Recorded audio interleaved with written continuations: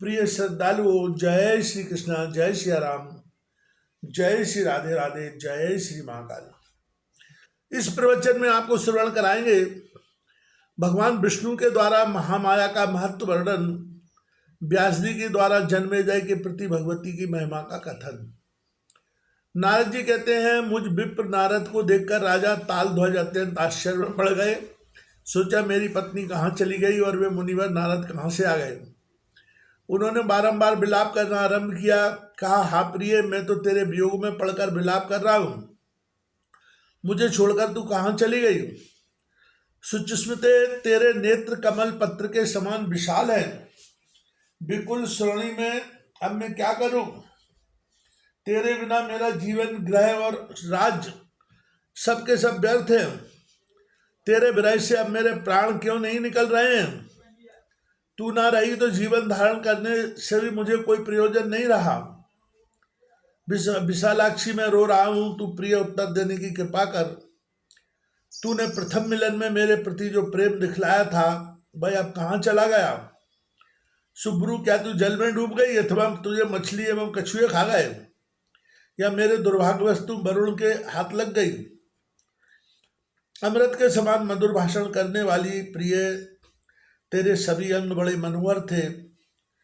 तुझे धन्यवाद है जो पुत्रों के प्रति तूने सच्चा प्रेम दिखलाया। मैं तेरा पति होकर दीन भाव से विलाप कर रहा हूँ। पुत्र स्नेह के पास से तू बधी भी है। ऐसी स्थिति में मुझे छोड़कर तेरा स्वर्ग साधारण शोभा नहीं देता। कांते, मेरे दोनों ही सर्वस्व छिन गए। पुत्र मर ही चुके थे और तू प्राण प्यारी भी मेरे साथ न रह सकी। प्रिय, मैं अब अत्यंत दुखी हूं, फिर भी तेरे प्राण शरीर से अलग नहीं हो रहे। मैं क्या करूं और कहां जाऊं।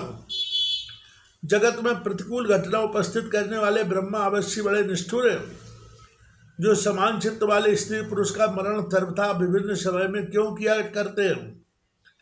मुनियों ने स्त्रियों के लिए अवश्य बड़ा उपकार किया है कि जो उन्होंने स्पष्ट कह दिया है, पति के मर जाने पर स्त्री उसके साथ चिता में जल जाए। इस प्रकार राजा तालध्वज विलाप कर रहे थे, तब भगवान श्री हरि ने उनके अनेक प्रकार से युक्तिपूर्ण वचन कहकर उन्हें चुप कराया। श्री भगवान बोले, राजेंद्र, क्यों रोते हो। तुम्हारी प्राण प्यारी स्त्री कहाँ गई। क्या तुम्हें शास्त्र श्रवण का अवसर नहीं मिला, अथवा तुम ज्ञानी पुरुषों के संपर्क से सदा वंचित ही रहे। वह कौन स्त्री थी, तुम कौन हो, कैसा संयोग और वियोग है। वेग पूर्वक बहने वाले इस संसार रूपी समुद्र में मनुष्यों का संबंध वैसा ही है जैसे नौका पर चढ़े हुए पथिकों का। महाराज, अब तुम घर जाओ। तुम्हारे इस व्यर्थ रोने धोने से कोई प्रयोजन सिद्ध नहीं हो रहा है। मनुष्य का संयोग वियोग सदा दैव के विधान पर निर्भर है। राजन, विशाल नेत्रों वाली इस सुंदरी से संबंध होने पर भोग विलास करने का अवसर तुम्हें प्राप्त हो चुका है। एक सरोवर पर इसके साथ तुम्हारा संयोग हुआ था। उस समय इसके माता पिता तुम्हें दिखाई नहीं पड़े थे। यह अवसर काकतालीय न्याय से जैसे आया था वैसे ही अब चला भी गया। राजेंद्र, शोक मत करो, काल की गति को रोकना बड़ा ही कठिन काम है। अब समयानुसार घर जाओ और वहां यथेच्छ भोग भोगो। उस सुंदरी से जैसा तुम्हारा सहयोग हुआ था वैसे ही वियोग भी हो गया।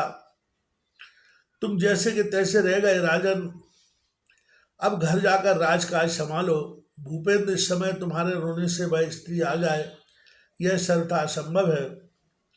तुम व्यर्थ ही इस शोक के पछड़े में पड़े हो। अब कुछ योग साधन करने का यत्न करो। भोग समयानुसार जैसे आता है उसी प्रकार चला भी जाता है। अतः इस असार संसार मार्ग में शोक करना अनुचित है। ना तो एक जगह सर्वथा सुखी रहता है और न दुखी। घटिका यंत्र की भांति सुख और दुख का आना जाना लगा रहता है। राजन, स्वस्थ चित्त होकर सुखपूर्वक राज्य करो, अथवा आप बंधु बांधवों का परित्याग करके वन में रहने की व्यवस्था कर लो। प्राणियों का दुर्लभ मानव देह क्षणभंगुर है। इसके प्राप्त होने पर सम्यक प्रकार से आत्म कल्याण कर लेना चाहिए। जिह्वा और जन्नेन्द्रिय के भोग तो पशु योनियों में भी मिल जाते हैं। ज्ञान अधिक होने से मानव योनि को उत्तम मानते हैं। अन्य योनियों में यह शक्ति सुलभ नहीं रहती। अतएव तुम स्त्री जन शोक का परित्याग करके घर चले जाओ। भगवती जगदम्बा की यह महामाया है जिससे संपूर्ण जगत मोहित है। नारद जी कहते हैं, इस प्रकार लक्ष्मीपति भगवान विष्णु के कहने पर राजा तालध्वज ने उन्हें प्रणाम करके भली भांति स्नान की विधि संपन्न की। तत्पश्चात वे अपने घर चले गए। अब उन नरेश के अंतःकरण में अद्भुत वैराग्योदय हो चुका था। अतः अपने पौत्र की को राज्य सौंपकर वे वन में सिधारे। उन्होंने तत्वज्ञान की पूर्ण योग्यता प्राप्त कर ली। राजा तालध्वज के चले जाने पर मधुर मुस्कान से भरे मुखमंडल वाले जगत प्रभु भगवान विष्णु के दर्शन प्राप्त कर मैंने उनसे कहा, भगवान आपने मुझे ठग लिया था, किंतु माया की असीम शक्ति अब मेरी समझ में आ गई। स्त्री का रूप धारण होने पर मेरे द्वारा जो घटनाएं घटी थी उन सबको अब मैं याद कर रहा हूँ। हरे आप देवादिदेव परम पुरुष हैं, मुझे यह बताने की कृपा करें कि जब मैं सरोवर में प्रवेश करके स्नान करने लगा तब गोता लगाते ही मेरी पूर्व स्मृति क्यों नष्ट हो गई। स्त्री का शरीर पाकर मैं मोहित हो गया था। जगत प्रभु प्रतापी नरेश को मैंने पति रूप में वर्ण कर लिया। मानो इंद्र को पति बनाने वाली सची हो। देवेश उस समय का वह मन चित्त देह और चिन्ह स्मृति से दूर कैसे हो सकता है। वे बार बार याद आते रहते हैं। रमाकांत प्रभु, इस विषय में मुझे महान आश्चर्य तो यह हो रहा है कि मेरा ज्ञान उस समय सर्वथा विलीन हो गया था। अब आप इसका कारण बताने की कृपा करें।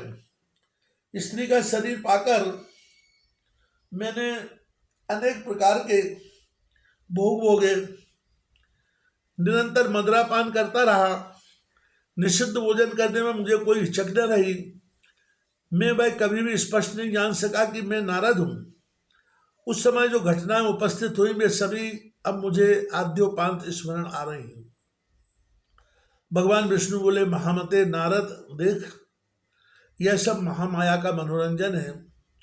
उन्हीं के प्रभाव से प्राणियों के शरीर में अनेक प्रकार की दशाएं उपस्थित होती रहती हैं।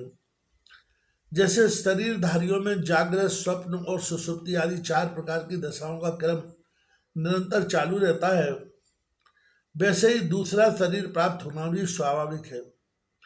इसमें संदेह कैसा। सोया हुआ मनुष्य जानने, सुनने और बोलने में भी असमर्थ रहता है।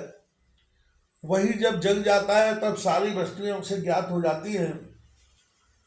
उसका नींद से चित्त विचलित हो जाता है। मन में अनेक प्रकार के बहुत से स्वप्न उठा करते हैं। मनुष्य स्वप्न में देखता है कि हाथी मुझे मारने आ रहा है, मैं भागने में असमर्थ हूँ, क्या करूँ, मेरे लिए दूसरा कोई साधन भी तो नहीं है जहाँ तुरंत भाग चलूँ। कभी स्वप्न में देखता हूँ कि मेरे पितामह अपने घर पर पधारे हुए हैं, उनसे मिलता हूँ। कभी परस्पर बातचीत होती है और एक साथ बैठकर हम लोग भोजन करते हैं। जागने पर मुझे उसे मालूम हो जाता है कि ये सुख दुख संबंधी बातें मैंने स्वप्न में देखी हैं। उन सभी बातों को याद करके वह जनता के समक्ष विस्तार पूर्वक कहता भी है। जिस प्रकार कोई भी व्यक्ति स्वप्न में निश्चय नहीं जान पाता कि यह भ्रम है, वैसे ही महामाया का ऐश्वर्य समझ में आ जाना बड़ा ही कठिन काम है। नारद, महामाया के गुणों की दुर्लभ सीमा को जानने में शंकर और ब्रह्मा भी असफल है। फिर मंद बुद्धि वाला दूसरा कौन मनुष्य इसके वास्तविक रहस्य को जान सकता है। जगत में महामाया के गुणों की यह किसी की भी समझ में नहीं आ सकी है। उन्होंने संपूर्ण चराचर जगत को सत्य, रज और तम इन 3 गुणों द्वारा रचा है। उक्त गुणों के अभाव में यह संसार तमिक देर भी स्थित नहीं रह सकता। मुझ में सत्गुण प्रधान है, रजोगुण और तमोगुण गौण रूप से रहते हैं। यदि तीनों गुण न रहे तो भी मैं कभी भी भूमंडल का शासक नहीं बन सकता।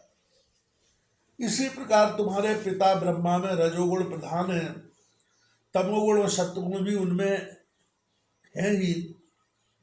इन तीनों गुणों से रहित होकर वे कुछ भी नहीं कर सकते। वैसे ही शिव में तमोगुण की विशेषता है, रजोगुण और सत्वगुण उनमें अप्रधान रूप से रहते हैं।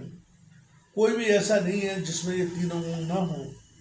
अभी अभी माया का प्रभाव तुम देख चुके हो।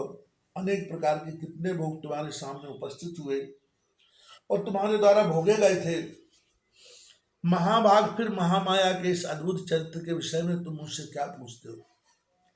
व्यास जी कहते हैं, महाराज जन्मेजय, मैंने योग माया के जिस महात्म को नारद जी के द्वारा सुना है उसे विस्तार पूर्वक कहता हूँ, सावधान होकर सुनो।